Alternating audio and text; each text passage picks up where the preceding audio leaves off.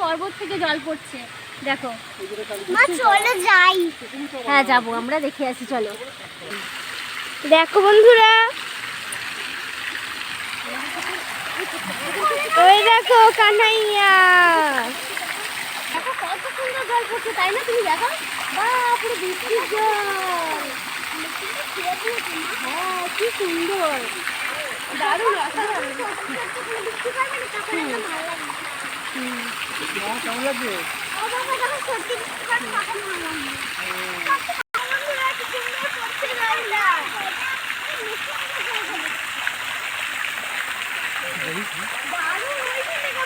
হরে কৃষ্ণ ভক্তরা, এটি ভগবান তো তিনি, যিনি কর্তুম অকর্তুম অন্যথা কর্তুম এটি সমর্থ ঈশ্বরে, হয়কে নয় এবং নয়কে হয় যিনি করতে পারেন।